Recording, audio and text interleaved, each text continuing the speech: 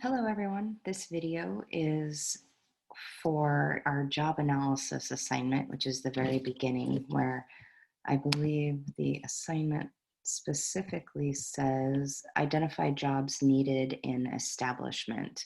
So the assignment itself says review chapter 2 and the accompanying PowerPoint, which if you just click the link in the assignment, you can see the PowerPoint discussing ways to conduct a job analysis.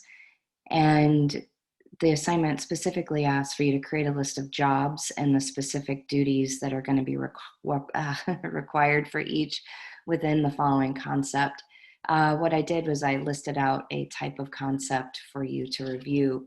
The reason why I chose this particular concept for you to do a job analysis on is because, as I had mentioned in my earlier video, you have sometimes you're a startup, and then sometimes you're at the end of your cycle and you're a manager having to do a job analysis at the end to see if what you thought at the beginning was in fact accurate. So in the startup phase, you have to sit down and just brainstorm like, oh my goodness, how many jobs do I need for this particular concept that I'm creating? And what jobs do I need? What are their duties? And how many of them am I going to need to accomplish what I need to accomplish? That's in the beginning when you haven't even started the business yet. So in the beginning phase, you're just thinking of everything that you could possibly need. But then as you progress through the cycle of the business, you've created them, you've done the job descriptions, you've hired them, you've onboarded them, you've trained them, you're evaluating them.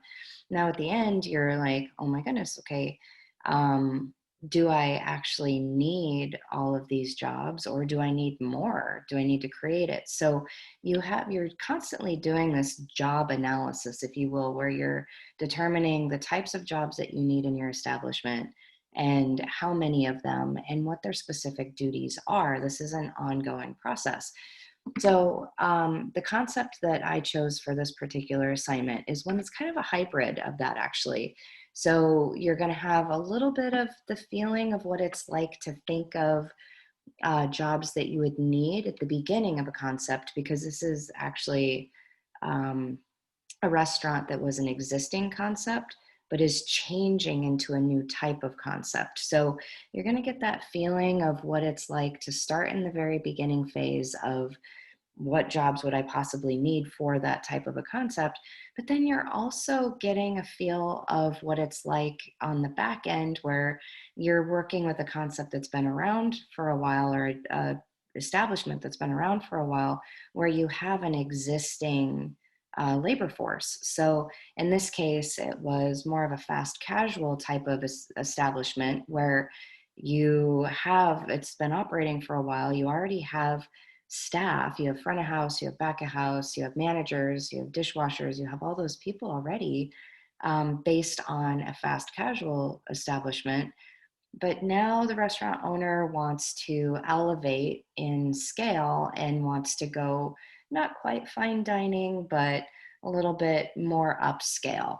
And so obviously those are two totally different types of concepts, but you already have an existing staff that you need to determine whether you're going to keep them, change their roles, um, or get rid of the position altogether, or create new positions. And then you kind of got this also in the very beginning phase where it's like, oh my gosh, it's a new concept completely. What types of jobs would we need for a more upscale concept that we may not already have? So you get a little bit of both, and that's why I chose this particular concept for you to work with early on in this assignment. So literally all you are doing is review the concept I gave you, which is more of a fast casual concept that is in existence, that has an existing staff, that now the restaurant owner wants to change the concept to something a little bit more upscale.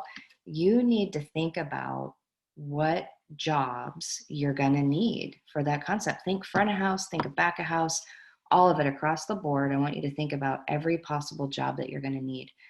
Then I want you to list out the job duties that those jobs are going to need to do. And that's it. That's the only thing you need to do for this assignment. Keep it simple.